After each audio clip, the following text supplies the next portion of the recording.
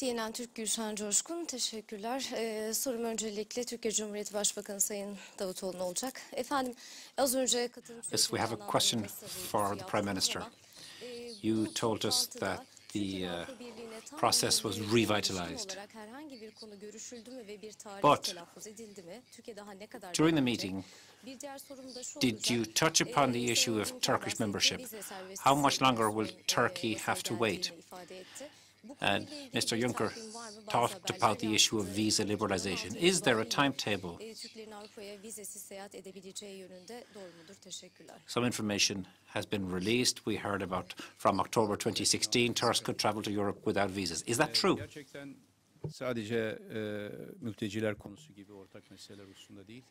Yes.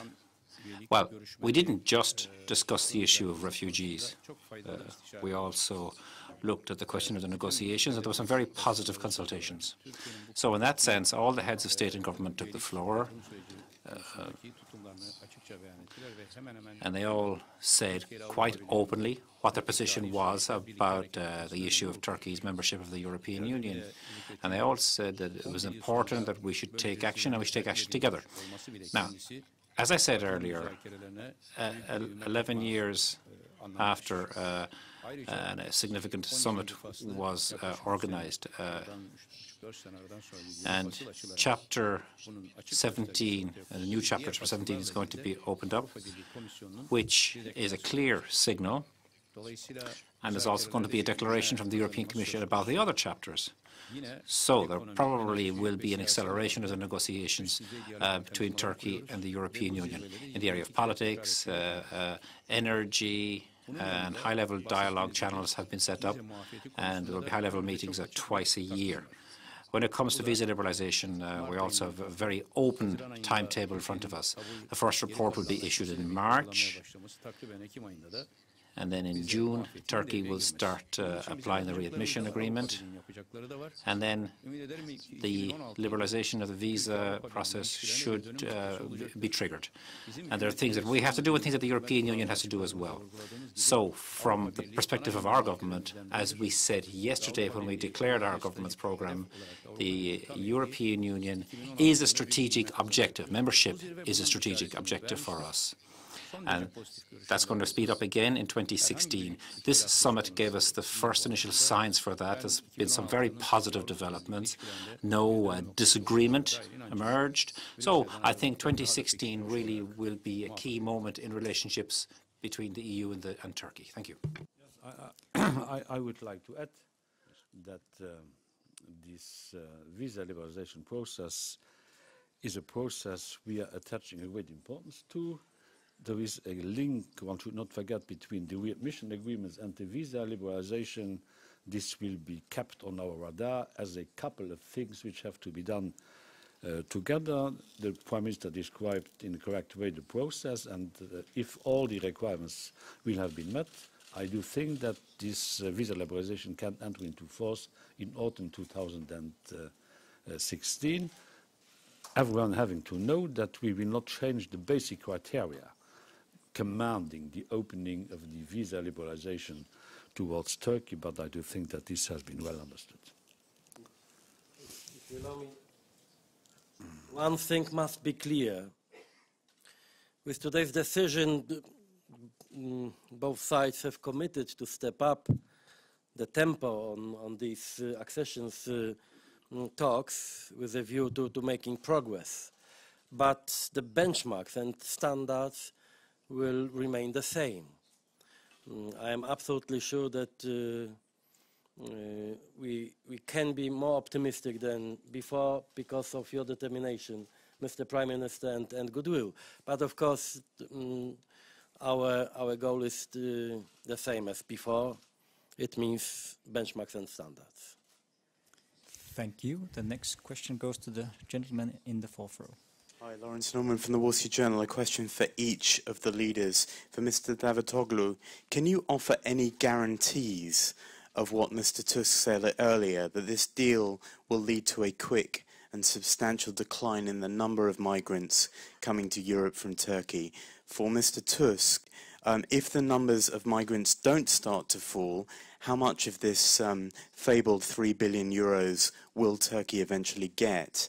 And for Mr. Juncker, is there any sense of how many countries will participate in the voluntary scheme you talked about earlier and you discussed with the German Chancellor? And what numbers of people could we be talking about? Okay. Prime Minister. Thank you. Nobody can guarantee anything regarding the issue in Syria. I wish to say to you that, yes, the migrants will decline, the number of the migrants, but we cannot say this because we don't know what will be going on in Syria. When these bombardments are continuing against civilians by Syrian regime and its allies, when these terrorist attacks are continuing by Daesh, nobody can guarantee about the future of the victims of this tragedy in Syria. But I can guarantee that Turkey, and I can assure that Turkey will be completing and will be fulfilling all the promises mentioned in Joint Action Plan. When we implement Joint Action Plan, I am sure there will be a much more regular migration rather than illegal immigration. So here our purpose together with EU is, if possible, to prevent new waves of refugees from Syria. This is not only EU or Turkish effort, but there is a need of a joint work of all international community. Secondly, to manage the existing how to manage the existing refugee crisis. And our joint action plan is to regularize all these issues waiting for a solution. And I am sure if we implement our joint action plan, the refugee issues will be dealt in a much more appropriate manner, and there will be less pressure on Turkey and on EU. And this 3 billion euro is, again I am repeating, is to be spent for refugees in Turkey, not to Turkey. And our ultimate target is to prevent human smugglers, to prevent all type of criminal activities against refugees, and to regularize this flow as much as possible, and through this to decrease the number of refugees coming to Europe.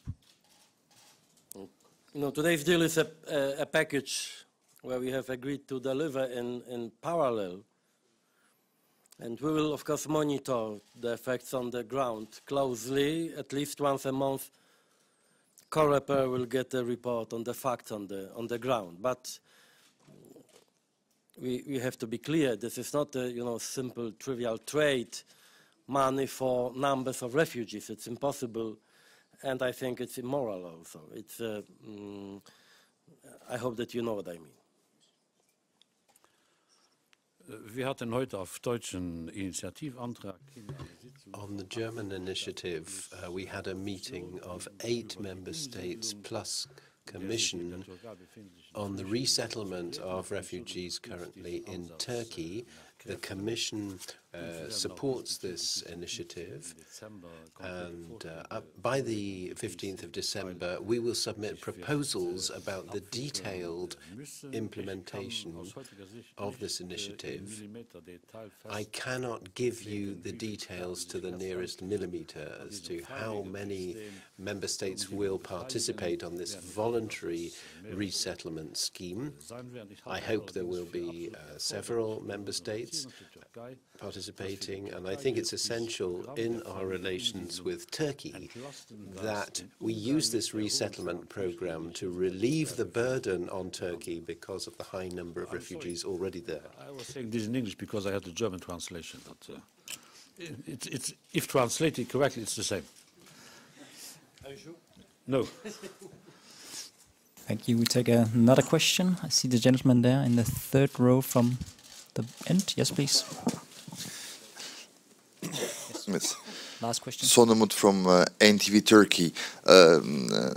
I have two questions, one for the Prime Minister and one for the President of the Commission. Prime Minister, you said that we start a new era in EU-Turkey relation, bearing in mind that the support of the Turkish population to EU process was very low for the last 3 years.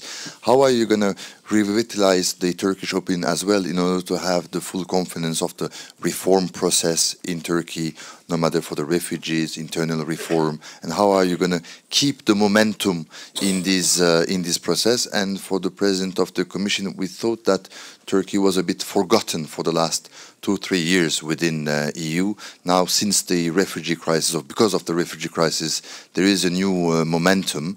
How could we believe that, for example, the financial support from European Union to the refugees in Turkey, or the other issues will the promise will be kept genuinely? Thank you.